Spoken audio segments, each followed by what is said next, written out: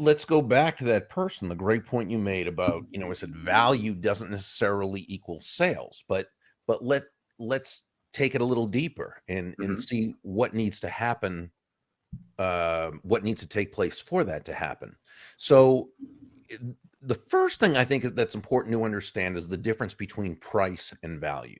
Okay, Okay. price is a dollar figure. It's a dollar amount. It's finite. It simply is what it is. Mhm. Value, on the other hand, is the relative worth or Mm. desirability of a thing to the end user or beholder. In other words, what is it about this thing, this Mhm. product, service, concept, idea, this thing that that person you were talking about has designed and made and manufactured? Okay. Now, what we need to remember is that value is always in the eyes of the beholder. Sure. Remember, relative worth or desirability. So this guy who's invented this great uh, widget, okay, if nobody knows about it Mhm. because he can't get out there or she can't get out there and market it and sell it and so forth, for them to say, well, why aren't people buying it? I made it. It's got great value. That's not living in truth. It's not Mm. living in reality. Right. Okay.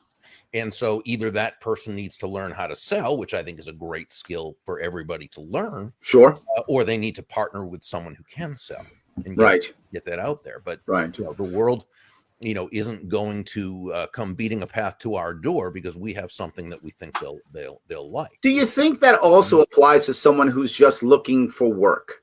Right. And I've said this before, and the hard part here is I've told people before, there's nothing wrong with using a recruiter, right? A recruiter is basically a salesperson for you, That's right. right? If you're really that good person, using a recruiter is fine. The worry is, like a salesperson, finding the right one, right? That's the hardest one, finding the right salesperson if you're selling a product, or finding the right recruiter if you're selling yourself. I feel like people are afraid of people are almost afraid of using that. They feel like they're the only one that can sell themselves, or they're the only one that can sell their product. Nobody knows my product like me, or nobody knows me like me. Is there a way that we can kind of, I guess, let go?